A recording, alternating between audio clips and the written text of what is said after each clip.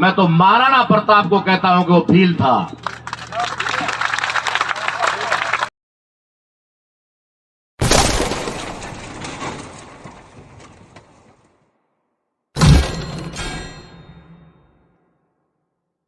है वो आज भी झोपड़पट्टी के अंदर निवास कर रहा है। वो आज भी कहीं न कहीं दूसरों की जमीन के अंदर अपना तंबू लगा करके बैठा हुआ है। आप सड़कों के किनारे देख सकते हैं कि जो जैसे आप लोग सिर्फ इतना कहकर छोड़ देते हो कि ये तो जोगी है, ये तो नाथ है, या ये तो वो है, या ये तो घुमंतु है, या ये गाडोलिया लोहार है, या ऐसे तैसे आप कहीं उनको संज्ञा देते हो, लेकिन वे आपके देश के मूल मालिक हैं। वो भी आपकी तरह इस देश के इंडिजिनियस पीपल हैं, और आज तक उनके पास ना तो खड़ने को खेत है और ना रहने को प्लॉट है। और हम किसके घर में तिरंगा लहराने जा रहे हैं? हमें सोचना होगा कि हम लोग इस देश के मूल मालिक होते हुए भी इस दशा में क्यों पहुंचे और कैसे पहुंचे। ये बात आपको समझाने के लिए आया हूं, इसलिए आपसे अनुरोध करता हूं कि कृपया शांति बना करके आप धैर्य से सुने। हम लोगों ने अपने बैनर के ऊपर लिखा है आदिवासी। आदिवासी का एक पर्यायवाची शब्द है मूल निवासी। मूल निवासी का एक पर्यायवाची और है मूलवंशी, और मूलवंशी का एक पर्यायवाची और है स्वदेशी। आदिवासी का मतलब प्रारंभ से रहने वाला, प्रारंभ से, शुरुआत से रहने वाला, आदि अनादि काल से रहने वाला।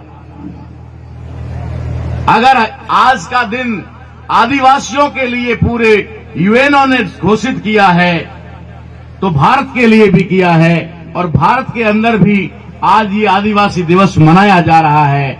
तो यहां पर अपने आप में एक बात अपने आप क्लियर हो जाती है कि अगर आदिवासी इस देश में है और उन लोगों के लिए ये दिन चुना गया है, तो निश्चित रूप से इस देश में कोई बाहर वाला भी है।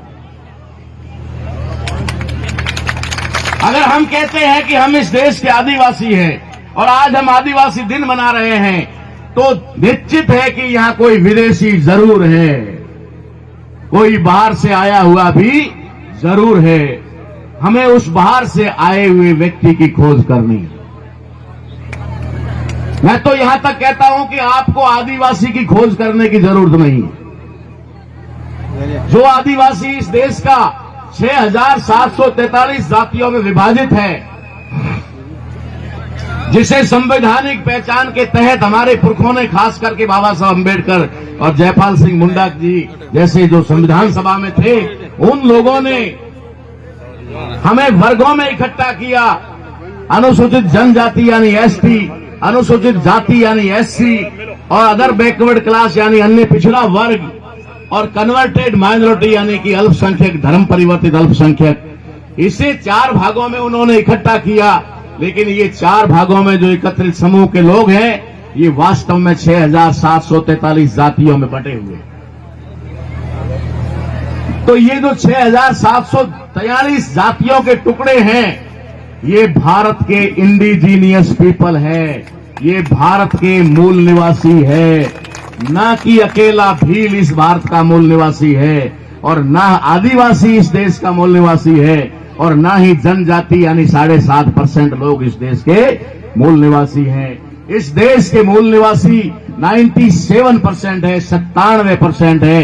100 में 97 हम इस देश के मूल निवासी हैं। लेकिन हमें इस मूल निवासी की पहचान को और ज्यादा खराब करने के लिए इसे सिर्फ जनजाति तक सीमित कर दिया कि ये दिवस तो सिर्फ जनजातियों का है और जनजाति के लोग ही इसे मनाएंगे।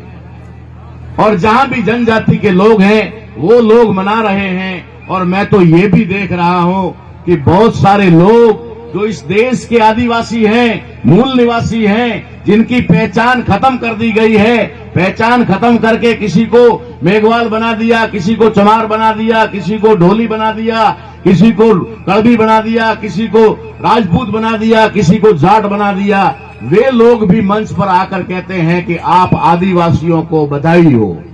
तो क्या आप भारत के मूल निवासी नहीं हो?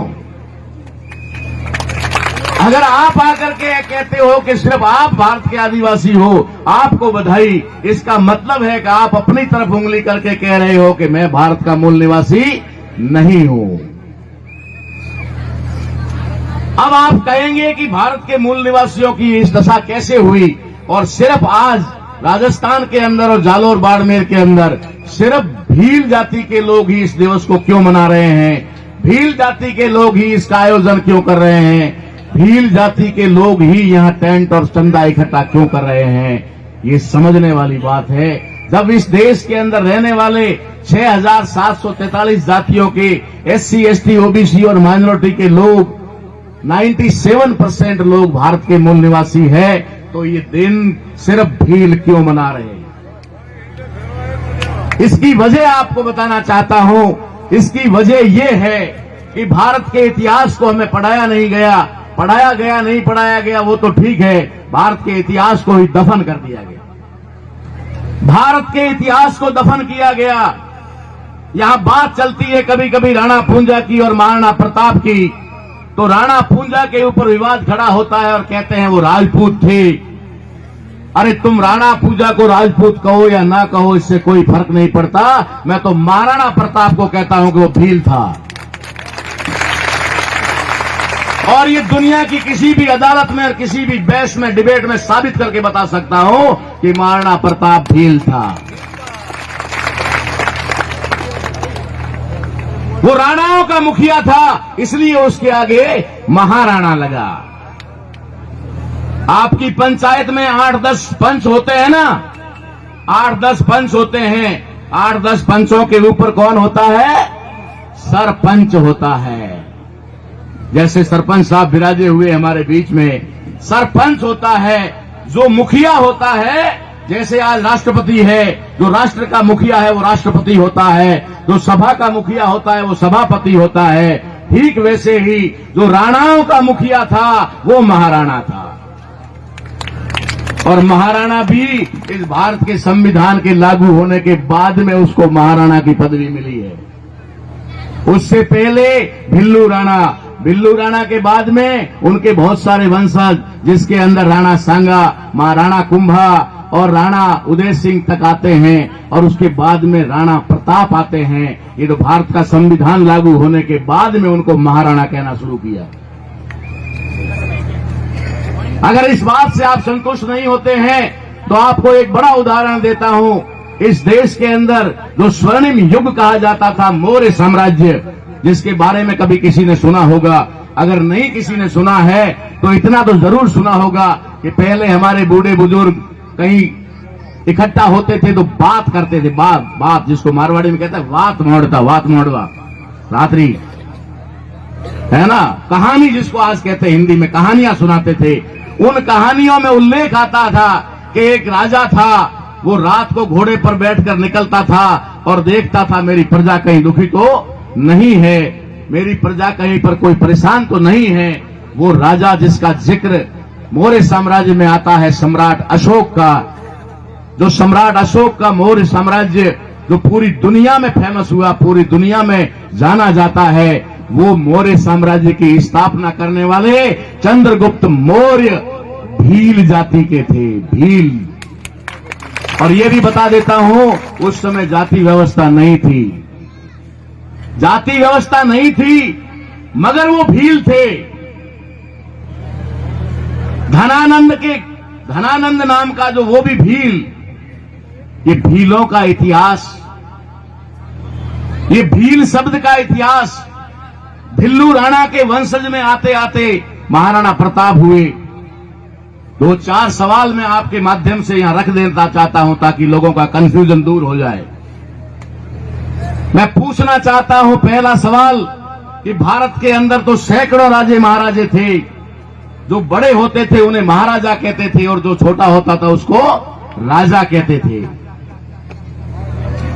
मात्र एक मेवाड़ की धरा क्यों थी जहां पर राजा या महाराजा की उपाधि नहीं थी, सिर्फ राणा की उपाधि थी। पूरे भारत में मात्र एक जगह, एक विरासत जहां पर राणा की उपाधि थी, महाराजा या राजा की उपाधि नहीं थी। जब मेवाड़ के मुखिया को राणा या महाराणा कहा जाता था, तब जयपुर, जोधपुर, बीकानेर ऐसे ठिकानों को महाराजा कहा जाता था।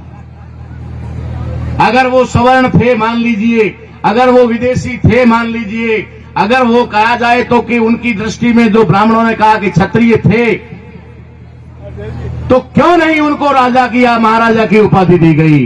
क्यों उन्हें राणा तक सीमित कर दिया गया? इसका मतलब है कि वो राणा थे। वो राणा थे, यानी इस देश के, इस मेवाड़ के मुखिया थे, और इसी वजह से आज भीलों को माजी राणा कहा जाता है। क्या कहा जाता है? माजी राणा कहा जाता है। आप लोगों को ये समझ में नहीं आएगा।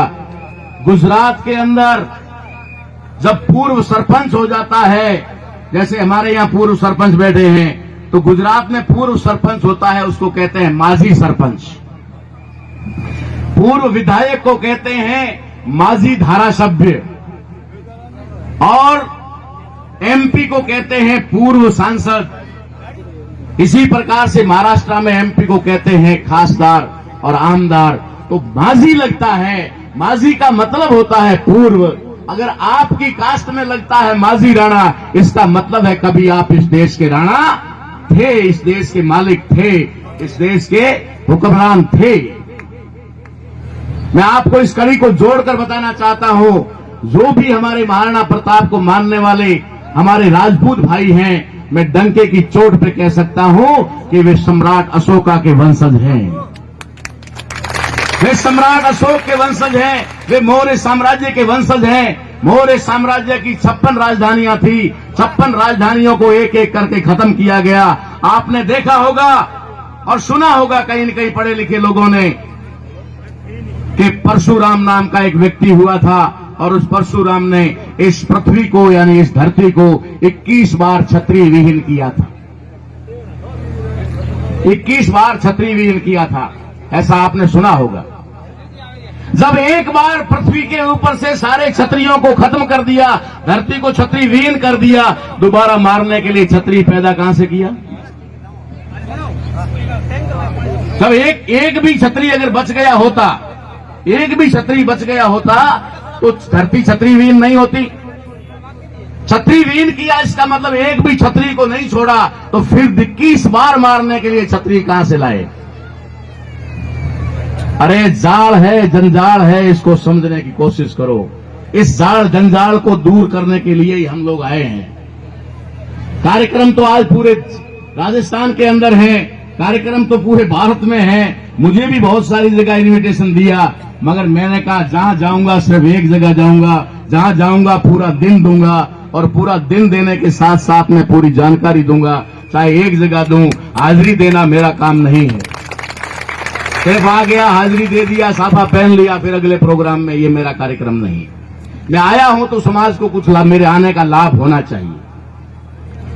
21 बार किसी परशुराम ने क्षत्रिय विहीन धरती को नहीं किया। इसका सीधा साधा इतिहास हमने ढूंढ के निकाला कि परशुराम नाम का जो व्यक्ति है वो कोई व्यक्ति नहीं था। परशुराम नाम का कोई व्यक्ति पैदा नहीं हुआ। जो इस देश में पुष्यमित्र शुंग था, जिसने मौर्य साम्राज्य के अंतिम शासक वृद्धत की हत्या की, वही परशुराम है और वही राम है, दोनों वही। एक ही व्यक्ति के 3 नाम हैं। ओरिजिनल नाम छुपा दिया गया और नकली नाम आपके सामने रख दिया गया। अब उसने क्या किया? 21 बार धरती को क्षत्रिय विहीन नहीं किया। उसने 21 यहां के क्षत्रिय राजाओं को राज से वंचित किया। 21 राजाओं को, जिसमें पहला राजा था साकेत नगरी का राजा हरिश्चंद्र, जिसे आज अयोध्या कहा जाता है। सबसे पहले ब्राह्मण ने छल कपट के साथ, धोखाधड़ी के साथ राजा हरिश्चंद्र का राज छीना। उसके बाद में उज्जैन का राज जो विक्रमादित्य के पास में था, राजा विक्रमादित्य, उससे छीना। उसी तरीके से राजा भर्तरी से राज छीना। उसी तरीके से राजा मोरध्वज से राज छीना। मोरध्वज का मतलब होता है जो अपने ऊपर मयूर ध्वज रखता था, यानी मौर्य साम्राज्य का वंशज था। जो मौर्य साम्राज्य के वंशज थे वही थे। आज आपके सामने कैसेटों में और बड़े बड़े कलाकारों के माध्यम से जो जहर परोसा जा रहा है, ये आपके इतिहास को खत्म करने का किया जा रहा है। आपके जालोर जिले में एक लोयानागढ़ नाम का एक बहुत बड़ा इतिहास है। लोयानागढ़ में राजा चंदन हुआ करते थे। राजा चंदन से भी राज छीना गया था। परशुराम अर्थात हकीकत में पुष्यमित्र शुंग ने हमारे 56 राजाओं में से 21 राजाओं को राज से वंचित किया, उनसे राज छीन लिया। इसलिए उसकी कहावत बनी कि परशुराम ने 21 धरती को यानी 21 साम्राज्य को खत्म करके क्षत्रिय का मतलब होता है लोकल, भारत के मूल निवासी। उन्होंने मूल निवासियों के शासन को खत्म किया, लेकिन उसके बावजूद भी कहीं न कहीं हमारा अस्तित्व बना रहा। और अस्तित्व बना रहा तो उनके वंशज जो गांवों में, जो बड़े या छोटे रियासतों में वहां पर बच गए, उनको वो खत्म नहीं कर पाए, क्योंकि सब जगह पहुंचाने के लिए उनके पास में लोग नहीं थे। इसलिए उन्होंने क्या किया, उन्होंने उन्हीं लोगों को वहां पर लगाया। गांव में कोई ढंग का आदमी मिला, उसको बोला लगान वसूल करने का काम तुम करोगे, इन लोगों से वसूली तुम करोगे। जो वसूली करने पे काम पे लगाए गए वे ही आज गांव के ठाकुर बन गए, वे ही गांव के आज मालिक बन गए। यानी उनका लोगों ने मान सम्मान किया और उन्होंने लोगों के साथ में अपना अच्छा व्यवहार किया, इसलिए लोगों ने उनको ठाकुर स्वीकार किया। वे हमारे अपने लोग हैं, उसी वंश के अशोका के लोग हैं, उसी वंश के महाराणा प्रताप के लोग हैं। इस बात को हमें गंभीरता से समझना पड़ेगा, वरना ये जो हमारे बीच की खाई है, हमारी लड़ाई है, ये खत्म नहीं हो सकती। हम चिल्लाते रहेंगे, आज उसने मार दिया, कल उसने मार दिया, और दुश्मन जो है, वास्तविक दुश्मन है, वो हमें लड़ाना चाहता है, वो लड़ा करके हमें कमजोर करना चाहता है। इसलिए मैं आपको पहला उदाहरण दिया कि महाराणा प्रताप के आगे राणा या महाराणा क्यों लगा, राजा या महाराजा क्यों नहीं लगा, क्योंकि वो इस धरती के पुत्र थे। दूसरा उदाहरण, जब अकबर ने कहा कि सभी राजा मेरे अधीन में आ जाओ और मैं इस देश का जो है बादशाह बन रहा हूं, सब लोग आ जाओ, तो सारे लोग चले गए। कोई अपनी बहन बेटी देके गया, कोई कैसे भी गया, कोई नजराने देकर गया, कोई अपनी रियासत की जमीन देकर गया और जाकर के कहा कि बस हमें तो तख्त और ताज दे दो। उन्होंने तख्त और ताज दे दिया। मेवाड़ की धरती का एक मात्र पुत्र था जिसने कहा कि ना तो बिका हूं और ना बिकूंगा, कहीं पर भी मैं अपनी मातृभूमि के साथ समझौता नहीं करूंगा। अगर मुझे सम्मान मिलेगा, मुझे मान मिलेगा, जैसा अभी आपको कहा गया है, तो मान और सम्मान मिलेगा तो मैं आपके साथ में आऊंगा, बिना मान सम्मान के मैं आपके साथ नहीं आऊंगा। लेकिन अकबर के मन में ऐसा कोई पाप नहीं था। अकबर ने कहा कि कोई बात नहीं, आपको पूरा मान सम्मान और इज्जत दिया जाएगा, आप हमारे साथ में आ जाओ। लेकिन उस समय जो राजे महाराजे थे, जो भारतीय मूल के नहीं थे, जो विदेशी खून के थे, उन लोगों ने कहा ये महाराणा प्रताप या राणा प्रताप जो है, ये सम्राट अशोक का वंशज है, उसकी आखिरी विरासत है और ये हमारे बराबर नहीं बैठ सकता। आपके दरबार में अगर ये बैठेगा तो हम नहीं बैठेंगे। अकबर के सामने बड़ी समस्या खड़ी हो गई। अकबर ने फिर अपने सलाहकारों को, नवरत्नों को बुलाया और उसमें बहुत सारे ब्राह्मण थे। उन्होंने सलाह दी और कहा कि साहब कोई बात नहीं, ये राजे महाराजे भी खुश हो जाएंगे और अकबर भी आपके अधीन आ जाएगा, क्योंकि अकबर अगर, महाराणा प्रताप अगर आपके अधीन नहीं आएगा तो संपूर्ण भारत के आप बादशाह नहीं माने जाओगे। ऐसी स्थिति में उन्होंने सलाह दी और कहा कि वो जो राजे महाराजे थे उनको कहा कि महाराणा प्रताप का सिंहासन जो है वो 1.5 इंच यानी 2 अंगुल नीचे रखा जाएगा। अब तो आप राजी हो? जो सिंहासन वहां रखे गए, उन सिंहासन में मेवाड़ का सिंहासन 1.5 इंच यानी 2 अंगुल नीचे रखा गया। और फिर उनको ऐलान किया और कहा महाराणा प्रताप को अकबर ने कि आ जाइए, आपको हमारे दरबार में बराबरी की इज्जत है, बराबरी का दर्जा है, आप आ जाइए। महाराणा प्रताप चेतक पर सवार होते हैं और दिल्ली जाते हैं। दिल्ली जाने के बाद जब वो अकबर के दरबार में प्रवेश करते हैं तो उनकी नजर घूमती है और मेवाड़ के सिंहासन पर नजर पड़ती है तो फट से वो जान जाते हैं कि मेवाड़ के सिंहासन को 2 इंच नीचे, 2 अंगुल नीचे रखा गया है। वो वहीं से दहाड़ते हुए कहते हैं कि जहां मेरी मेवाड़ धरा का सम्मान नहीं, वहां पर प्रताप एक क्षण रुकने वाला नहीं, और अपने घोड़े पे टांग लगा करके वहां से निकल जाता है। सारी कहानी और सारा खेल यहां से शुरू होता है। ये जो आज अपने आप को कहते हैं कि महाराणा प्रताप हमारा शौर्य था, महाराणा प्रताप हमारा था, कहां मर गए थे उस समय जब महाराणा प्रताप घास की रोटी खा रहा था? कहां मर गए थे जहां उसके लिए गाड़ोलिए लोहार और भील लड़ रहे थे? राणा पूंजा उनकी सेना का सेनापति बना था। और यही लोग जो राजे महाराजे कहने वाले हैं, वे लोग अकबर की सेना में शामिल होकर के महाराणा प्रताप को हराने के लिए जाते हैं। ये इतिहास अब ज्यादा समय तक छुपा कर नहीं रख सकते आप। ये महाराणा प्रताप का अपमान हुआ क्योंकि महाराणा प्रताप भारत का मूल निवासी था, भारत का भील था। उसके बाद का उदाहरण देता हूं आपको कि अगर महाराणा प्रताप मान लीजिए कि ओरिजिनल क्षत्रिय था या उन राजे महाराजाओं के खून का था या इस विदेशी खून का था, अगर ऐसा था तो महाराणा प्रताप को उस समय इज्जत क्यों नहीं दी गई? उस समय बराबरी का दर्जा क्यों नहीं दिया गया? ये बात बहुत महत्वपूर्ण और समझने की है कि उस समय उनके साथ भेदभाव किया गया था। और भेदभाव इसलिए किया गया था कि वो भारतीय मूल के थे, भारतीय नस्ल के थे। जिन दो नस्लों की बात आपको बताने आया हूं, एक आदिवासी नस्ल और एक विदेशी नस्ल। महाराणा प्रताप विदेशी नस्ल का नहीं था, महाराणा प्रताप भारत की धरती की नस्ल का था, इसलिए उसके साथ में भेदभाव हुआ। अरे अभी तो बहुत कुछ इतिहास है, हम ढूंढ के निकाल रहे हैं। तुमने तो कह दिया कि राणा बाबा रामदेव भी राजपूत थे या क्षत्रिय थे। अभी ठहरो, अभी और ढूंढ के निकाल रहे हैं। तो शायर मेघवाल का बेटा था और पोखरण में राजमहल से बाहर उसकी कुटिया बनाई गई थी जहां उसका लालन पोषण हुआ। जब वो समझने लगा तो उसने राजमहल त्याग दिया और क्रांति करने के लिए निकल गया। रामदेव कोई भगवान या अवतारी नहीं, कोई द्वारिकाधीश नहीं, वो आपका बंदा था, आपके समाज में पैदा हुआ था। ठीक वैसे ही बाबूजी राठौड़ को कह करके कह दिया गया, अरे बाबूजी राठौड़ भीलनी का बेटा था। ये तो इतिहास में ज्ञात है, सबको पता है। भीलनी के पेट से पैदा हुआ था, इसलिए उसको राजमहल में जगह ना दे करके उसको बाहर एक छोटा सा महल बना करके दिया और रखा। महान आपने सुना होगा कहीं कहावतों में, हड़बू पाबू रामदेव जाम्बो ने जसनाथ। हड़बू पाबू रामदेव, जाम्बो और जसनाथ, ये 5 लोग एक साथ क्रांति कर रहे थे। वहां पर एक साथ उनका आंदोलन चल रहा था। ये कोई भगवान या देवी देवता नहीं थे, ये हमारे समाज के गौरव पुरुष थे। इसलिए मैं उस चीज में ज्यादा गहराई में नहीं जाऊंगा। मैं सिर्फ आपको ये बताना चाहता हूं कि आज हमको तितर बितर करके, तोड़ मरोड़ करके एक दूसरे का दुश्मन किसने बनाया?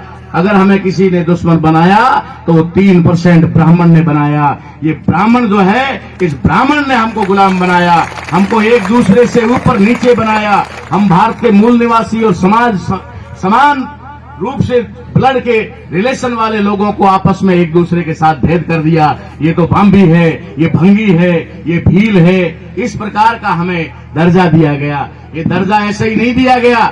भारत के जो मूल निवासी लोग हैं, जिनका इतिहास में एक ही नाम होता था, भील, एक ही नाम होता था। उसके बाद में उनके बेटे आगे बढ़ते गए तो कोई नागवंशी हुआ, कोई राजवंशी हुआ, कोई सूर्यवंशी हुआ, कोई चंद्रवंशी हुआ। ऐसे करके आगे वो बढ़ते गए और राज करते गए। लेकिन जब ब्राह्मणों ने, पुष्यमित्र शुंग ने मौर्य साम्राज्य का अंत किया, उसके बाद में उन्होंने प्लानिंग बना करके हमारे लोगों को जातियों में बांटा।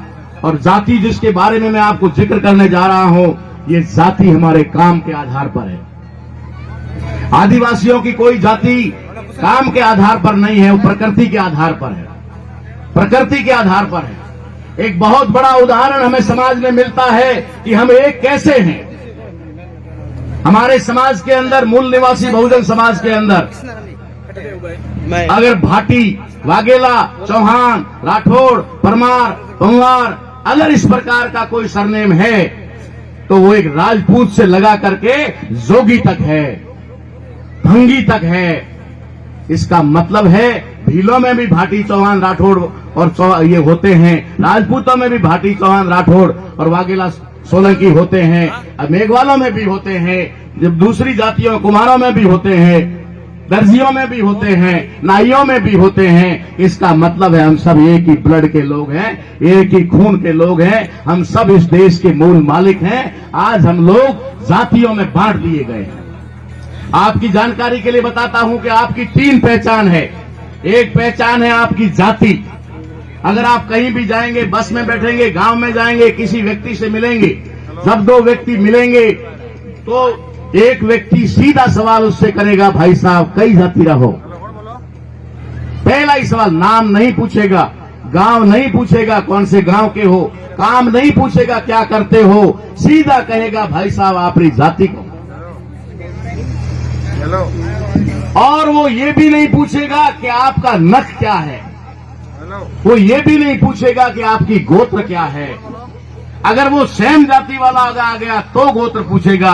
एक आदमी ने पूछा भाई साहब कौन जाति के हो, तो बोलेगा भील, तो वो कहेगा मैं भी भील। जब दोनों भील हो जाएंगे तब पूछेंगे कई गोत्र रहो, कौन सी गोत्र के हो, तब पूछेगा। उससे पहले वो गोत्र नहीं पूछेगा, उससे पहले वो नख नहीं पूछेगा। इस तरीके से हमारी एक पहचान है जाति, दूसरी पहचान है गोत्र और तीसरी पहचान है नख। नख का मतलब हमारे बुजुर्गों ने इसका नाम नख क्यों रखा? नख इसलिए रखा कि जब आदमी मर जाता है तो उसे जलाया जाता है, कहीं दफनाया जाता है। लेकिन जिनमें जलाने की परंपरा है वे लोग तीसरे दिन उसके फूल चुनने जाते हैं, शमशान घाट में उसके फूल चुनने जाते हैं। वो फूल क्या होते हैं? लकड़ियां अगर ज्यादा हो तो सारा कुछ जल के भस्म हो जाता है, कुछ भी नहीं रहता है। लकड़ियां कम हो तो कुछ हड्डियां रह भी जाती है। लेकिन आजकल इलेक्ट्रिक सिस्टम आया है। इलेक्ट्रिक सिस्टम में बॉडी को जब अंदर डालते हैं तो एक बारीक राख के अलावा कुछ नहीं बचता है, कोई हड्डी शेष नहीं बचती है। लेकिन उसमें भी अगर कोई नहीं जलता है तो शरीर का कौन सा हिस्सा, ये 20 नाखून नहीं जलते और 32 दांत नहीं जलते, चाहे अग्नि कितनी क्यों ना हो। जहां सोने को पिघाला जा सकता है वहां पर भी नाखूनों को और दांतों को पिघाला नहीं जा सकता।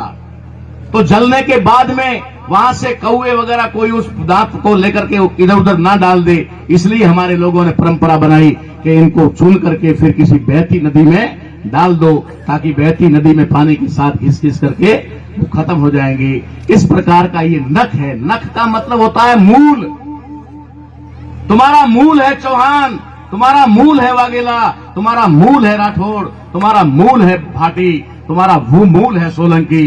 ये मूल है जिसे हम गए भूल, जिसे हम गए भूल। मूल को तो गए भूल। अब रही बात इस मूल के अंदर, जब हम भूल गए तो हमारी रिश्तेदारी कैसे हो, हमारा नाता कैसे हो। इसलिए हमारे पुरखों ने गोत्र का निर्माण किया। गोत्र का निर्माण किया। उस गोत्र में आप किसी भी जाति में जाकर के देखेंगे तो वो जो गोत्र है वो अलग अलग उनके काम और उसके आधार पर है। हमारी गोत्र जो है वो 99% गोत्र जो है प्रकृति के साथ जुड़ी हुई है, प्रकृति के साथ। या फिर अगर गोत्र है तो वो कोई गांव के नाम पर, किसी जगह विशेष के नाम पर, किसी वनस्पति के नाम पर, किसी पहाड़ के नाम पर। मैं गांधीधाम गुजरात में गया, सचिवालय में एक बड़े अधिकारी के ऑफिस के बाहर नेम प्लेट लगी हुई थी, वरसाद। उसका सरनेम, उसका गोत्र या जो था सरनेम था वो वरसाद था। मैं उसके चैम्बर में गया और मैंने उससे पूछा, मैं कहा वरसाद साहब? बोला हाँ मैं वरसाद। तो मैंने कहा मैं मे। आप वरसाद तो मैं मे, और मे में और वरसाद में कोई फर्क नहीं है।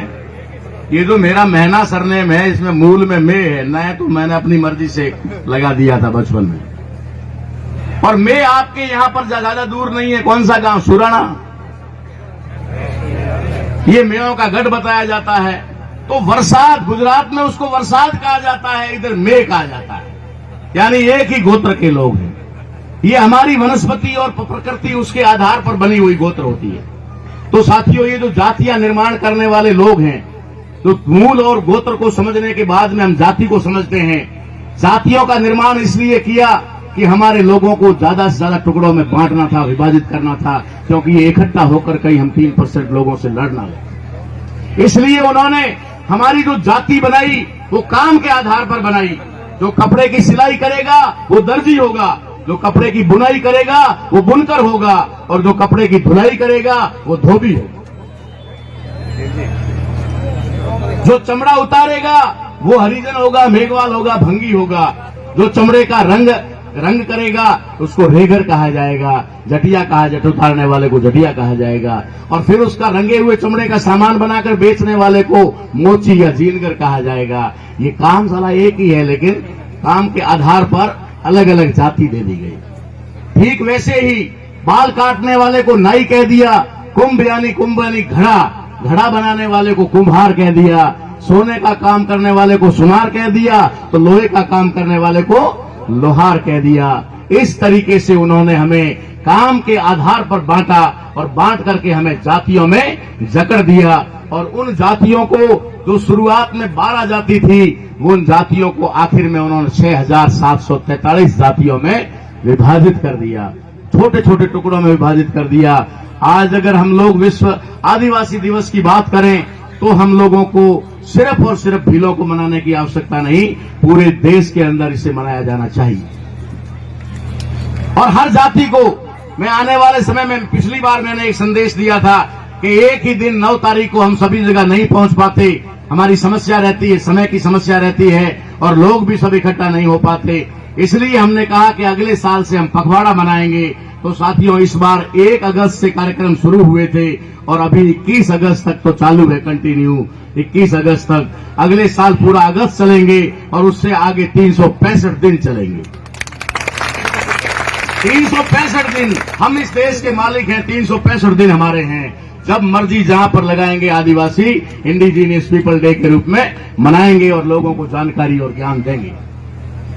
लेकिन साथियों, एक बात मैं आपको जरूर बताना चाहूंगा कि जमाना जिस तरीके से आगे बढ़ रहा है और जिस तरीके से आज हमारे समाज में ऐसा मंच लगाने वाले लोग, ऐसे माइक लगाने वाले लोग, माइक पर बोलने और संचालन करने वाले लोग, ऐसे बड़े बड़े कार्यक्रमों का आयोजन करने वाले लोग और यहां मंचों पर दहाड़ने वाले जो लोग हुए हैं, वे लोग तीर कमान की बदौलत नहीं हुए हैं, वे किसी लंगोट या पत्तों से ढक करके नहीं।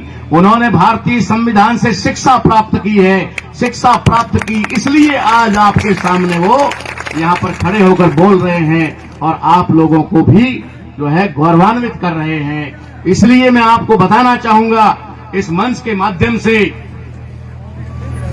हम लोगों को समय के साथ चलना पड़ेगा। समय के साथ अगर हम नहीं चले तो फिर हम पीछे रह जाएंगे। आज बाबा साहब अम्बेडकर के संविधान ने हमें सब कुछ दिया। हां, मैं जानता हूं कि मैं उस वर्ग से हूं जो जंगलों में छुप करके रहता था, जहां पर उसको पहनने के लिए कपड़ा नहीं मिलता था, बदन ढकने के लिए कपड़ा नहीं मिलता था, तो वो मजबूरी में पेड़ों की छाल और पत्तों से अपने बदन को ढकता था। ये उस समय की लाचारी थी, मजबूरी थी। या फिर गांवों में रहने वाले हमारे लोगों को अच्छा कपड़ा पहनने का अधिकार नहीं था, बढ़िया साफा पहनने का अधिकार नहीं था, और अच्छे जूते पहनने का भी अधिकार नहीं था। गहने सोने चांदी तो भूल जाओ, बात ही नहीं थी। अगर वो नहीं था, इसलिए हमारे लोग नंगे बदन घूमते थे। इसलिए हमारे लोग जब साफा पहनने का अधिकार नहीं था तब वो गमछा बांधते थे, तब वो इस प्रकार का लंगोट जो है लीरी पे शरीर तन पे माथे पे बांधते थे। अरे आज बाबा साहब अम्बेडकर ने हमें टाई कोट सूट शेरवानी, घोड़ी पर चढ़ने का अधिकार, लिखने पढ़ने का अधिकार, कलेक्टर मंत्री एमएलए एमपी बनने का अधिकार दे दिया। अब हम लंगोटी की तरफ क्यों जा रहे हैं, ये बात थोड़ी मेरे भी समझ में नहीं आ रही। अगर हम लंगोटी की तरफ जा रहे हैं, बाबा साहब अम्बेडकर ने कहा कि मैंने तुम्हें कपड़ा पहनने का अधिकार दिया, मैंने तुम्हें पढ़ने लिखने का अधिकार दिया, मैंने तुम्हें खेत खलियान और जमीन रखने का अधिकार दिया, मैंने तुम्हें सोने चांदी के गहने बनवाने पहनने का अधिकार दिया, मैंने आपको मंथली तनख्वाह लेने का अधिकार दिया, मैंने आपको डेली हाजिरी में 500 और 1000 रुपए डेली लेने का अधिकार दिया। अब तुम नंगे और भूखे की तरह इस तरीके से भेष बनाकर आते हो, तो बाबा साहब अगर कहीं से देख रहे होंगे तो उनको दुख होता होगा कि ये लोग पता नहीं कहां जाना चाहते हैं। मैं अपनी संस्कृति को अच्छी तरह से समझ सकता हूं। आपकी संस्कृति आपकी कोई कपड़ों में नहीं छुपी हुई है, आपकी संस्कृति कोई आपके तीर कमान में नहीं छुपी हुई है। ये तो हमारा उस समय का हथियार था। आज तो AK-56 आ गया, 47 आ गया, आज तो पता नहीं क्या क्या आ गया, आज तो मोबाइल वेपन आ गया, मोबाइल के माध्यम से भी आदमी को मारा जा रहा है। तो आप कैसे कह सकते हैं कि हमको आज फिर तीर कमान की जरूरत पड़ी। तीर कमान हमारे लोगों का उस समय का हथियार था, उसका हमें सम्मान करना चाहिए, उसका हमें गौरव महसूस करना चाहिए। मगर आज के जमाने में अगर हम तीर कमान लेकर निकलेंगे तो कोई लड़ाई हम जीत नहीं पाएंगे, ना तो कोई शारीरिक लड़ाई जीत पाएंगे, ना कोई मानसिक या बौद्धिक लड़ाई जीत पाएंगे। इसलिए हमें तीर कमान को अपने घर में रख करके अपना सम्मान करना चाहिए। उसके लिए मैं आपको मना नहीं करता, लेकिन आपके घर के अंदर हर व्यक्ति के जिसके जितने घर में मेंबर हैं उनकी जेब में एक पेन जरूर होना चाहिए। ये आज का धनुष है, आज का तीर है, आज की तलवार है, ये आज का AK-56 और 47 है। बाबा साहब अंबेडकर ने ना तो किसी को गाली दी, ना किसी को बुरा भला कहा, ना किसी से लड़ाई झगड़ा किया, ना कभी एक कतरा खून बहाया, ना एक दिन भी जेल गए और भारत की 2500 सालों की व्यवस्था को बदल दिया। किस आधार पे बदला? किस आधार पे बदला? उन्होंने एक खून का कतरा नहीं बहाने दिया, लेकिन स्याही समंदर जितनी बहा दी। स्याही जो है वो समंदर जितनी बहा दी। बाबा साहब अंबेडकर से ज्यादा साहित्य लिखने वाला आज दिन तक इस धरती पर कोई पैदा नहीं हुआ।